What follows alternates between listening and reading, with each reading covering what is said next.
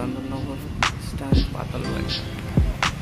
তো আমি যেহেতু পেছন থেকে দেখাবো, তো পেছন থেকে একটা শহীদ মিনারও দেখতে পাবে। তো এই হলুদ বাড়িটা দেখতে পাচ্ছ, এটাই পাতালবাড়ি।